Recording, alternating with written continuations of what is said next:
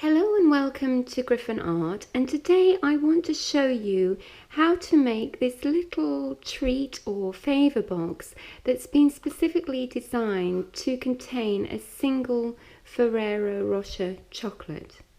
Now before we get started on this project, I just want to go through the components of the box with you so that you fully understand what it is that we're making. So this has a fairly sturdy little lid, and as you can hopefully see here, it's slightly shorter than the base itself, and that means that we can more readily remove it. Inside, our base has drop sides, and that's really to give us more easy access to the contents. And what that means is that the base will fold completely flat, and as you can see, that gives us very good access to whatever we've put in our box.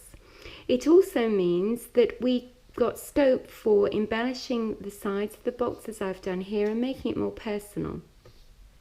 The final component is this little tray which contains our chocolate, and again the base of that could be personalized. I mean, you could even put a sentiment or something in there that says with lots of love or just for you, that would only become apparent once the chocolate is removed, so it becomes very personal to the person that you're giving your gift to.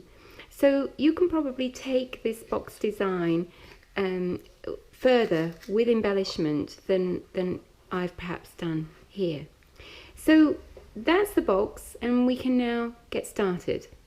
Now, as you might have already gathered, because that box has got 3 components to it, we are going to need 3 pieces of card to complete the project.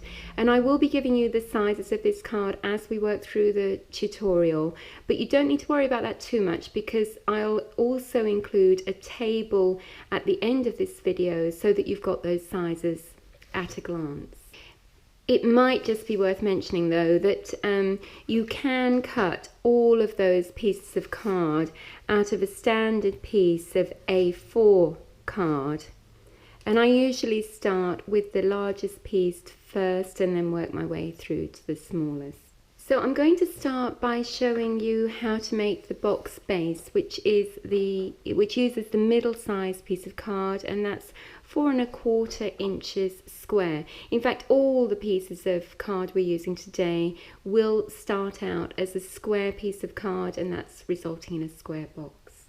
Now, before we get right on with scoring, I do just want to explain to you the approach that we're going to be taking to scoring today, simply because I think it may help you if you like to design your own boxes, and certainly it will help if you want to scale this particular design upwards.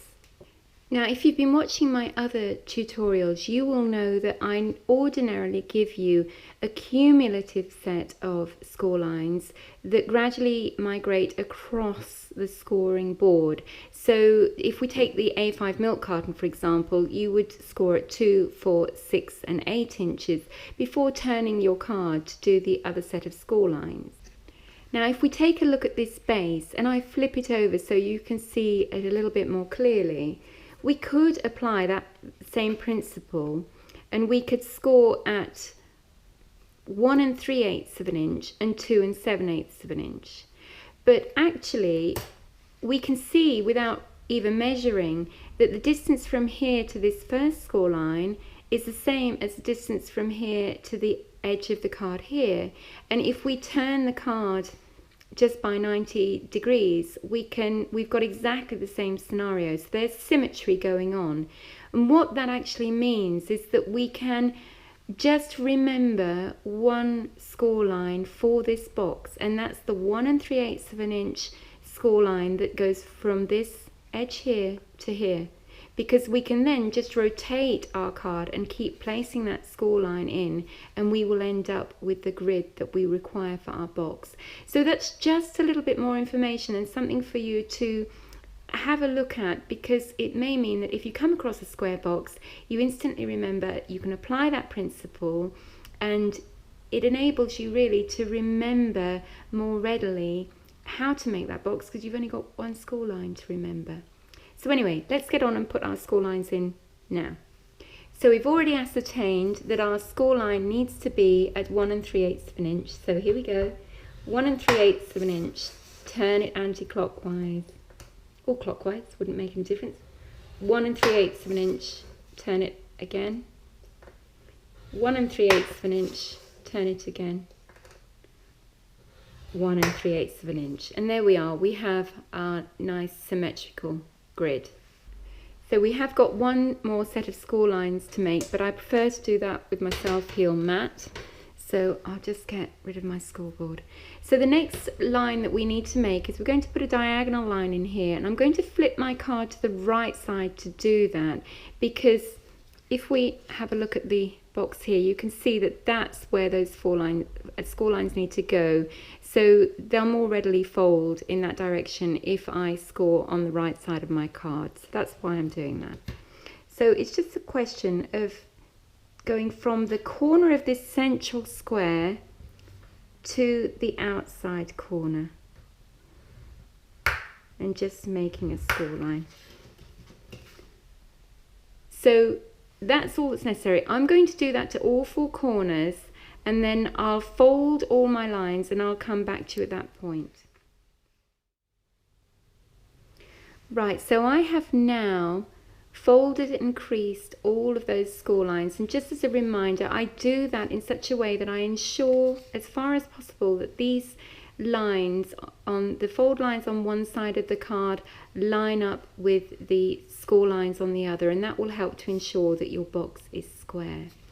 Now I have also creased these corner folds, but I did leave one because I wanted to show you. You can certainly draw the sides of the box together as they will end up and form the crease for that diagonal fold on the inside of the box, and this is the inside. But I sometimes find, because you've got this grid, you can just pop it inside out.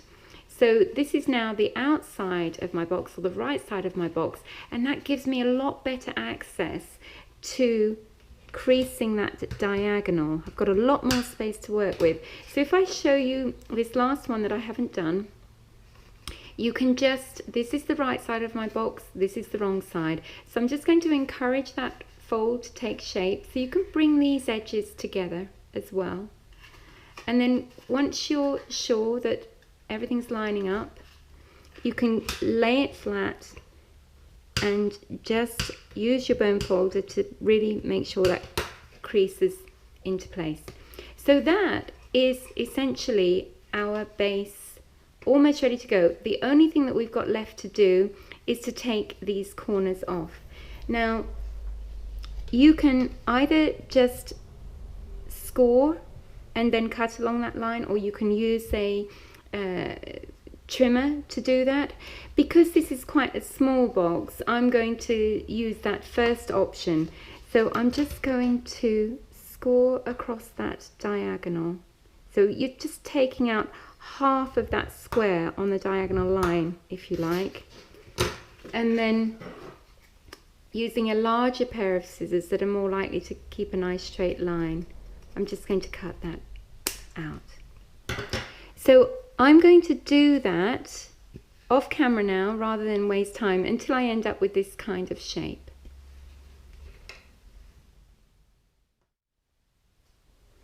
So with those sections all trimmed away, I'm sure that you've already can see that that's essentially our box base completed, apart from embellishments. And I am going to leave those embellishments until later, because not all of you may opt to embellish this box in the way that I have done. So we can now look at our remaining components, and we're going to need our scoring board back for that. So I'm going to start with our little internal tray first. So that's the smallest piece of card, which is actually 2 5/8 of an inch square. And we're going to need to score for the sides of the box 1/4 of an inch and 5/8 of an inch. So I'm going to get on and do that quickly. 1/4 and 5/8. And because the sides of our tray are all equal in height, we can apply the same principle as we did before. We're just going to rotate that 1/4 inch, 5/8 of an inch, 1/4 of an inch, 5/8 of an inch, and finally 1/4 of an inch and 5/8 of an inch. Now I am going to now score up for the box lid as well, and the reason for that is because there are lots of similarities between the structure of the tray and the lid, but there is a difference in the assembly process, and you're more likely to be able to see that if I build these two components side by side. So the box lid is taking the largest piece of card, and that's 6 3/8 of an inch square, and we're going to be scoring for the sides of this lid at 1 1/8 of an inch and 2 3/8 of an inch, and we're applying the same principle because again the sides of our box are completely equal on all four sides. So again we can rotate, and it's 1 1/8 and 2 3/8, 1 1/8, 2 3/8, 1 1/8 and 2 3/8. So now you can see that we've got a grid for our tray and we've got a grid for our lid. Now all we need to do for those next is to fold and crease all of those lines. That's very straightforward, so I'm going to get rid of my scoring board now. I'll do that off camera and I'll come back to you at the point that all those score lines have been folded and creased. So that's now, in both cases, my score lines have been folded and creased. And again, in both cases, that's meant that we've ended up with a nice symmetrical grid pattern. All that we need to do now is to remove some of the excess card from each of these pieces so that we have got something that enables us to assemble a box. So I think the best way forward is for me to just cut away some of this excess card so that you can start to see how the box is going to form. Now I will just explain this in a minute, I'll just get this corner done first.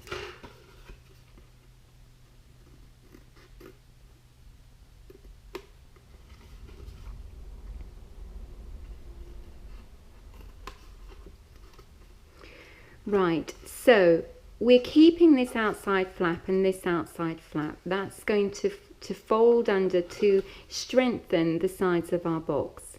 Now, what I tend to do, if you can see that crease line there, I tend to cut away that fold line in its entirety. And I do the same on this side. So we don't want this card, we don't need it, but we also don't really want that fold line either, and I'll show you why in a minute. So that one, and again we're keeping this flap, but we don't want this corner piece, so we're going to cut that away as well, including all evidence of the fold line. You'll be able to see in a minute how that's shaping up. So essentially we've cut away these three corners. I hope you can see that. And what that means is we've got this little flap here that will fold under, and that will strengthen the side of our box. And by cutting away, I hope you can see that, by cutting away the fold lines, it leaves this crease free so that when we want to fold this side of the box upwards, it's not going to interfere. And what that means is that you don't need to cut diagonals into this section here. So that's why I opt to do that. If you prefer to diagonally cut then that's absolutely fine. There's really no right or wrong in a lot of crafts, so you can do what you're most happy with, but I just wanted to explain the reason why I have done that.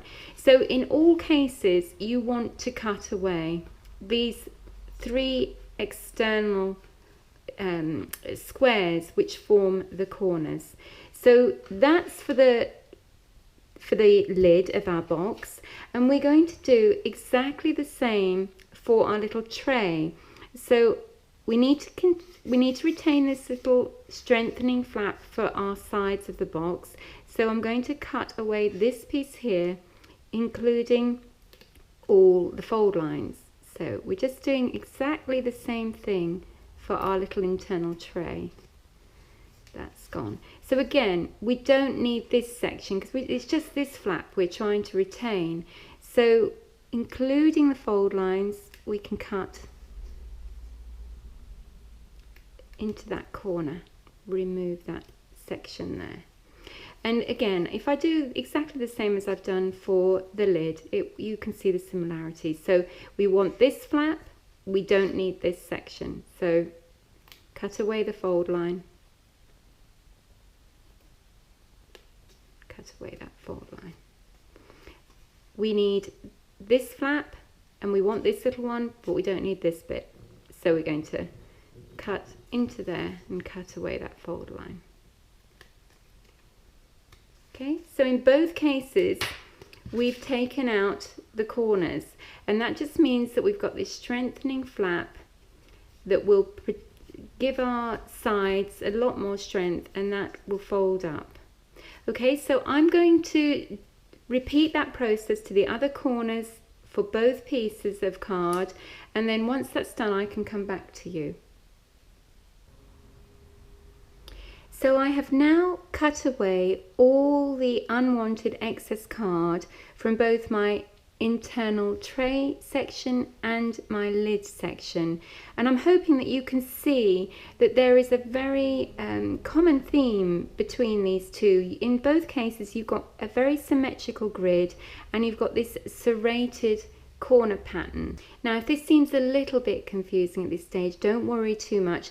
I will be including a proportional diagram for both the internal tray and the lid that at this stage at the end of this video, that will also provide the indication of where you need to cut into the shapes in order to assemble your box component. Now, having mentioned cutting into these shapes, this is where the difference between these two components occurs, and so we'll do that next so that I can illustrate that. So let's start with our little internal tray. So what we're going to do in this case, we want to create some little flaps on these corners that we can tuck underneath one side in order that these sides will bend up. So it's symmetrical, it doesn't really matter which way you cut in, but once you've made a decision, in this instance I'm choosing to have both my flaps stuck to the same piece of card here, and therefore I want to do them side by side. Let's just get on with it and then you can see. So I'm going to cut down the middle of that fold line just into that corner, so just creating that little flap there, and I'm going to do the one that's opposite on this side in the same way. So the flaps are now going in exactly the same direction. Now I then want to just turn my card so that I can do the facing flaps as well. So it's simply, once you've made a decision that you're cutting into one end, you're just turning and doing the other end. And what that then means is that these flaps will tuck in against the same end section. So they'll tuck into there. Just fold these back so you can see a little better. So they'll tuck into that end and you'll have exactly the same scenario at this end. So that's that one. So let's now have a look at this one, which is our lid. Now I'm just going to cut one, so because it's easier to illustrate I think this way if I just cut one.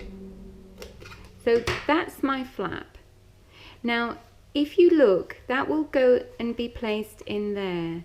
And if I was to do the same cut as I've done with my internal tray, this flap would then fold into here and it would overlap. So that means that if we want the flap to go onto the same tray or same side end, we really need to cut this back in order to prevent bulk. Now, to avoid that, what we can do instead is, having made that cut, if you observe that that's from the edge and it's that first cut in, we can turn our card and do exactly the same thing. And turn the card again and just keep doing the same thing. So the last one.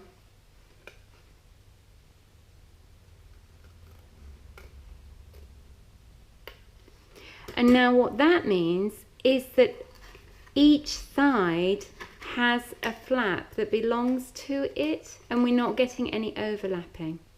So you can do one or other, but I just wanted to show you really that that's a quick way of avoiding having to trim these back and to get the same scenario that we get with our internal tray. So we're now in a position to assemble these components, and I am going to deal with these one at a time because the nature in which we have cut into these, because it's different, the actual assembly process is very slightly different as well. So it's best just to tackle them one at a time. So the first thing that I can do here, because I know that my flap is going to go against this edge, the first thing I can do is sort these two sides out. They're not going to overlap any flaps at all, so they may as well be stuck down. So I'll quickly do that. And I'm just using PVA in this instance for this. It's quite a strong glue for card, I found, so.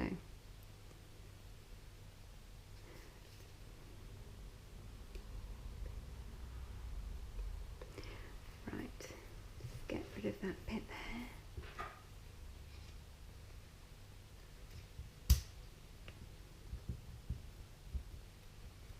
Quite a bit of excess there actually, so.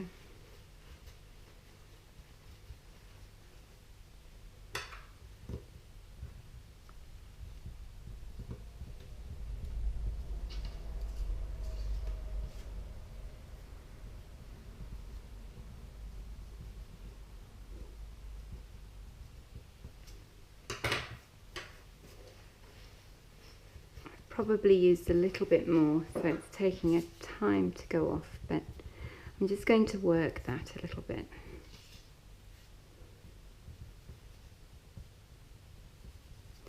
Now,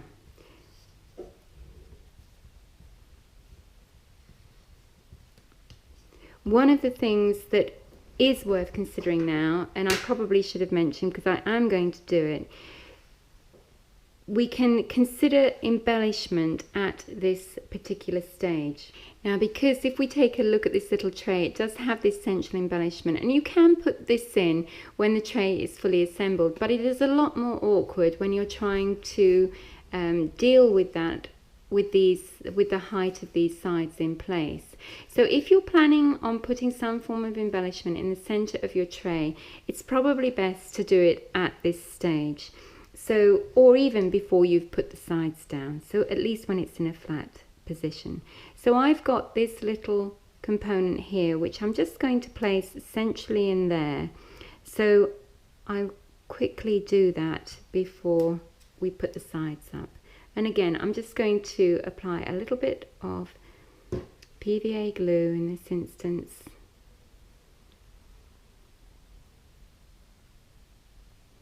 And then I can line it up, find a central position for it.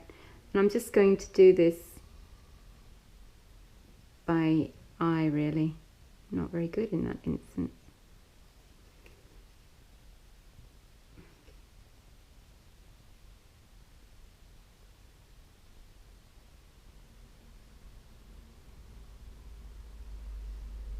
That looks about right.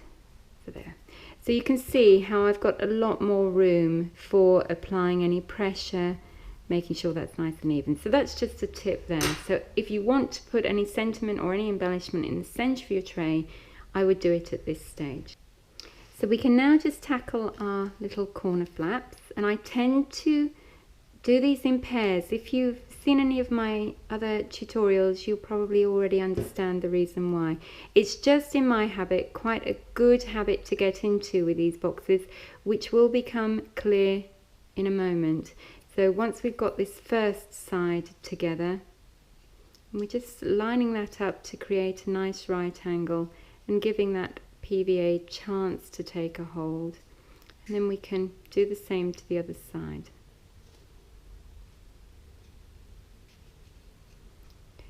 So that's absolutely fine. So this is what I want you to be aware of. Just going to apply a little bit of pressure to those corners. Right, so if you were to now stick down one flap here, dear, that one's come apart.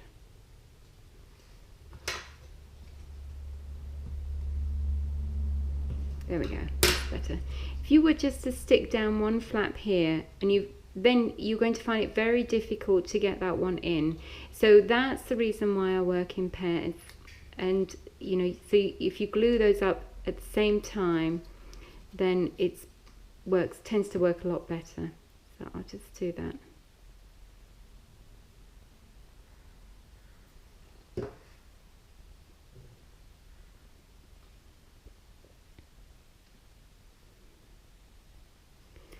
Right, so now we can tuck both those glued sections in to the middle of the tray. And you know that once this one has taken a hold, this other one will be easy to get into place. Alright, so that now just leaves these end flaps to do.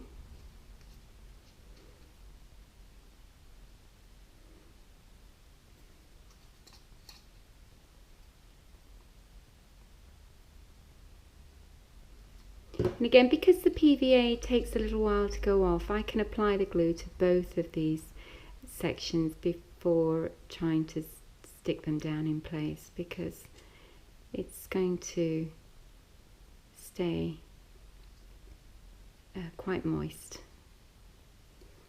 in the time that I've got. So it's just then a question of folding those edges down over those little flaps that we glued down earlier, and apply a bit of pressure with a bone folder or something similar, just to make sure that they get glued down nicely and the glue takes a hold. You can use other forms of adhesion if you're happier with and more familiar with a different glue. That's absolutely fine. So, and we can do the same with this edge as well.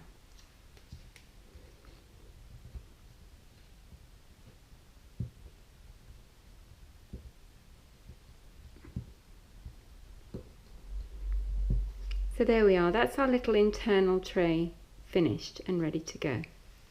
So we can now move on to our box lid, and you can see that because I've got more area to work with this lid component that I had with that tiny tray, I've returned to my usual combination of double-sided tape and PVA glue for adhesion, simply because this double-sided tape gives me the benefit of instant adhesion. So this is the outside of my box, and I've placed double-sided tape on the corner flaps that are going to allow me to assemble my box in this way. Now on the inside of the box, I've also placed some double-sided tape on these end panels, which will fold over those corner flaps to provide some added strength and a nice, neat, soft edge to my lid. So if you're not interested in any embellishments, you could go ahead and do that, but just be aware of tucking in all your corners on those last two. For those of you that are interested in the embellishments, we need to consider them at this stage because it's going to be a lot easier to apply them whilst the card is in flat form.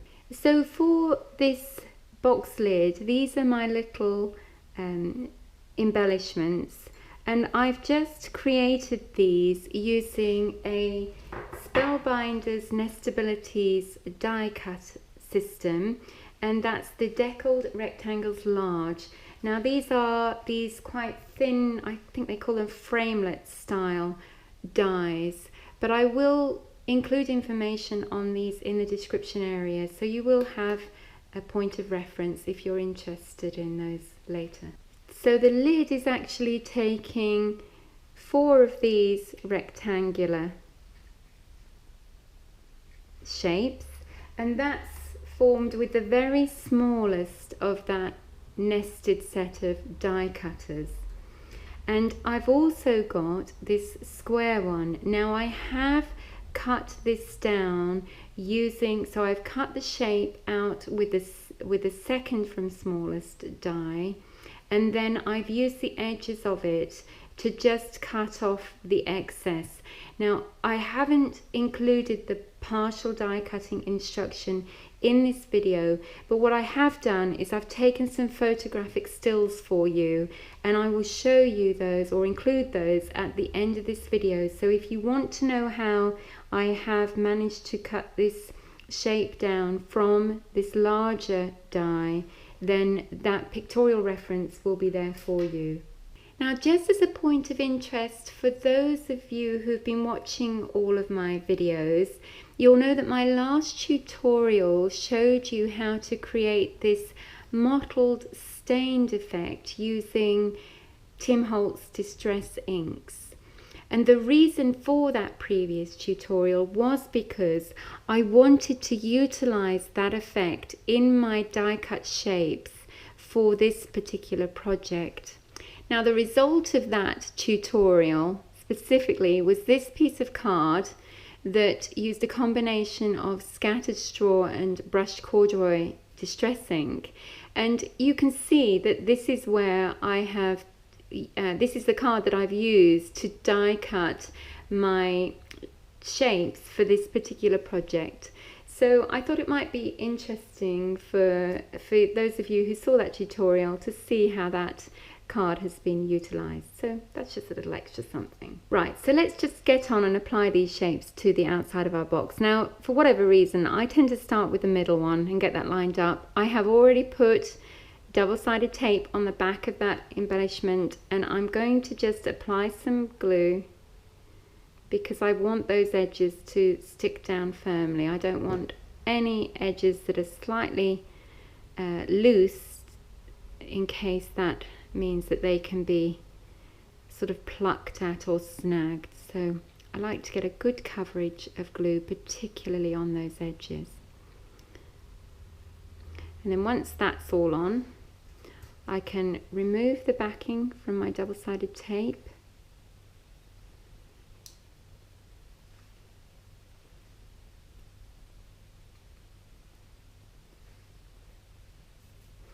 And then I can just line the shape up, just try and gauge where that needs to be. And you can help that by lining these up sometimes, because these are straight line folds, so that's why the central one is often easiest to get in place first. So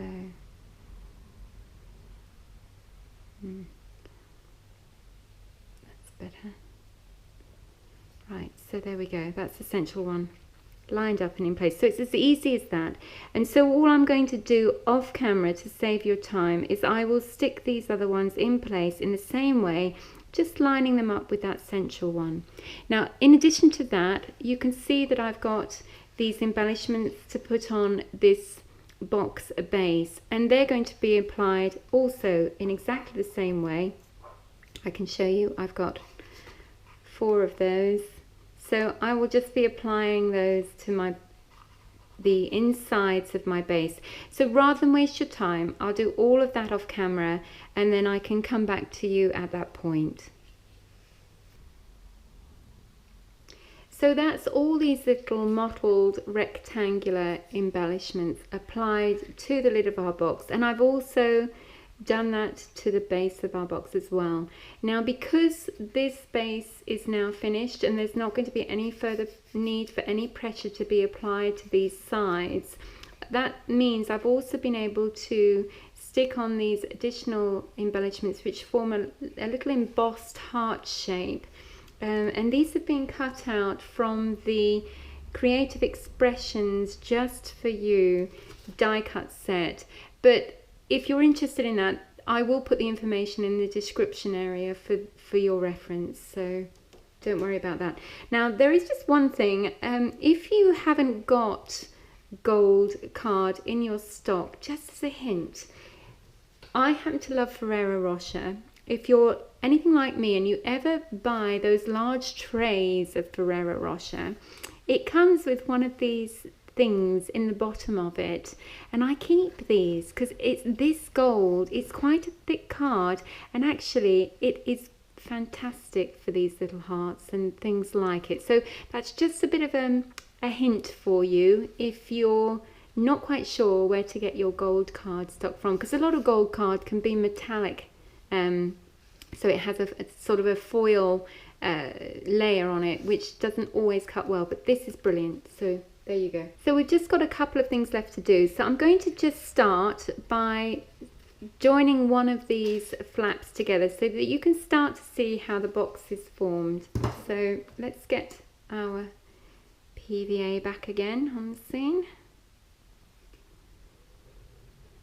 And as I say, I normally work with pairs, but because these are working in a sort of clockwise direction, I just put the first couple down, but just keep in mind that you are going to end up with a situation where you might trap one of these flaps on the outside of your box.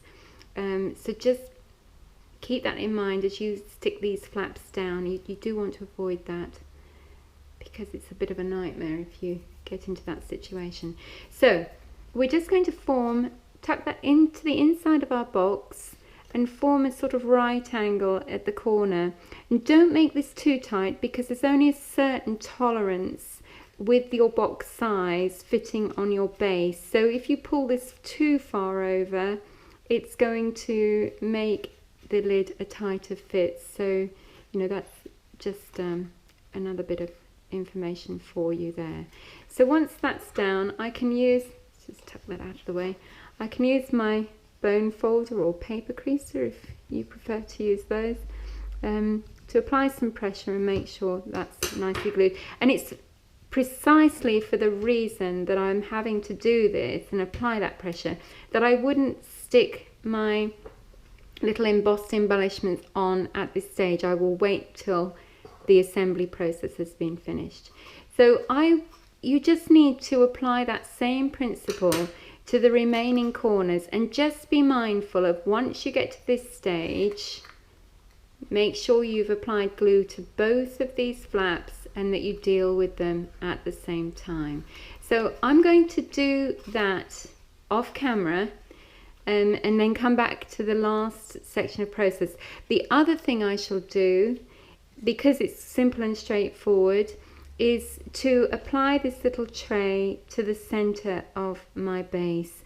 I've just put some double-sided tape on the back there. I'll use a combination of the double-sided tape with the PVA glue, and it'll just be a case of putting it in place and applying some pressure. So I'll do that off camera, and once I'm at that point, I'll come back to you. So that's our tray now stuck in place. So our box base is finished in its entirety and ready to go. So we just need to be finishing off our lid, and that's just a case in the first instance of just folding in these flaps and sticking them down. So fairly straightforward. I'm using my normal combination. I've already put some PVA glue on there, so I just need to remove the backing from my double-sided tape, and then we'll fold that inside. And I know you can't see that very well, but I'm just going to then apply some pressure in the normal way with my bone folder or paper creaser just to make sure that that's well stuck down and no little snaggy bits it's going to catch on the base at all. So that's all we're doing. We've got this nice soft edge now to our lid. The rest of them will need to go down in the same way. So I'm not going to waste your time doing that on camera. I'll do that off camera and come back to you at that point. So that's all the sides of my box now stuck down. And that just leaves us with the last little lot of embellishments, which are these little heart shapes, embossed heart shapes that go on the sides. Now I have left one, which I'm going to show you in a minute, but I've also stuck down this embellishment, which is it's the same as the one that went in the middle of the tray here. And I didn't tell you, but it is actually, again, it's a Spellbinders Nestabilities die cut, and it's labels 32 set. But if you're interested in that, again, it'll be in the description area for this video for your reference. So I just want to show you how to stick on this tiny heart embellishment, and I've left this little fiddly one because it's so fiddly, and the method that I've used for applying these things has evolved. So if you're not used to gluing these on things, or you haven't devised a method that you're happy with, I thought if I share my approach, it might be of use for you. So I do use PVA glue because it's something that will get on all these little fiddly bits. And I have a tendency now to apply more than I need in the first instance. So I'll put some on here and then I'll show you. So I'm hoping that you can see that there's a lot of glue on there for what I'm trying to stick down. So I then just dab it about a bit, trying not to drag, because that will then be more visible on the right side, because it'll sort of drag underneath. So once I know I've got glue on the whole of it, and I can still see there's too much excess there, so I just use a piece of absorbent paper. In this case it's just kitchen towel, and I very lightly lay that embellishment on that towel. You don't want it to stick, and if you've got something larger you can do a half at a time so you're sure it's not going to stick. Now that will have just taken off any of the excess glue. And at that point you can then line it up, and this I find tricky as well, but if you can line it up as best you can, then just step back and have a look at it, because actually if it's not quite in the right place, because PVA doesn't go off immediately, you've got a chance to shift it. I'll just do that so that you can see. So it's not until you've actually pressed down that you've stuck it really at that stage for good. So there you go. That's how I tend to glue really fiddly embellishments in place. So the last thing we're going to do now is just use one of my little cold porcelain flowers, and that's going to go in the center there. Now just in case it's of interest, you could use other embellishments here. You may not even decorate this box anywhere near in the way that I have, but if you want to duplicate up and you want to use cold porcelain flowers and you're not sure how to make them, or you can't obtain them from another source, I do have a tutorial that shows you how to make these up, and again I'll include a link for you so that you can easily find that should you need it in the description area. So I'm just putting PVA glue on the back there, and I'm just going to let that sit and dry off so that it bonds. It will take a little time. I'm going to take the risk actually of putting the lid on here so that we can see the box in its entirety without that sliding all over the place. So you can see that that's a good fit for that base. It's not dropping off, but we can easily get hold of it and remove the lid, so it's not too tight either. So that's our little box finished, except of course for our contents, which we mustn't forget, and I will just pop that in Now I actually find sometimes it's easier to keep the box in a closed state because sometimes these accordion folds can get stuck in these triangular bits, but it's easy enough just to pop that in there and then pop the lid on. Now, as always, I've got some different colorways to show you. So that's our little sort of goldy brown one. You've seen the purpley one that has been used throughout this video. I've also got a green one, a dark green one with this mottled green card. There's actually I must have been on a green theme. I've got a white one with mottled green card there, and we've got this strange green. I'm not quite sure what you call that. It's not really a jade, is it? And then I've used a combination of this, I think that's scattered straw again, an evergreen bough for that mottled effect. So there you are, a collection of little Favour boxes containing Ferrero Rocher. So I hope that's inspired you, and I hope that you manage to visit my channel again at some point in the future. Thank you very much.